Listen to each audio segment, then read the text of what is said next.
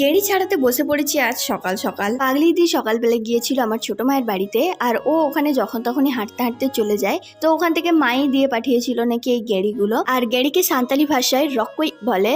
আগে আমাদের পুকুরেও অনেক ছিল, আগে যখন তখনই গেড়ি গুড়াতাম আর তরকারি করতাম, কিন্তু এখন তো আমাদের পুকুরে আর গেড়িই নেই, সেই জন্য এখন আর সেরকম খাওয়াও হয় না। মাঝের মধ্যে একজন আসে বিক্রি করতে, তার কাছ থেকে মাঝের মধ্যে কেনা হয়, তবে সবসময় এখন আর খাওয়া হয় না। আর এই গেড়ির তরকারি কিন্তু আমি এখন থেকে না, আমি যখন অনেক ছোট ছিলাম তখন থেকে প্রচন্ড পরিমাণে ভালোবাসতাম। আর আমার মায়েরও কিন্তু এই গেড়ির তরকারি খুব পছন্দের একটা খাবার। মা যখনই বাজারে যেত আমি সবসময় বলতাম যে মা তুমি আজকে গেড়ি পেলে কিন্তু নিয়ে আসবে, আমার গেড়ি খেতে অনেকদিন ধরে ইচ্ছা করছে। আর আমার কথা রেখে মা যখনই গেড়ি নিয়ে এসে বাড়িতে তরকারি করতো, আর সেটা যদি কেউ আমাদের বাড়ির বড়রা কেউ দেখতে পেয়ে যেত, সেদিন তো আমার জন্য আমার মায়ের ভাত খাওয়াই হতো না। আর তার কারণ আমাদের বাড়িতে থাকা কিছু বড় মানুষ মনে করে যে গেড়িটা সব জাতির মানুষেরা খেতে পারে না, তার মানে বুঝতে পারছো মানুষের রুচির উপরেও জাত বিচার করা হয়। আর শুরু হয়ে যেত দুনিয়ার অশান্তি।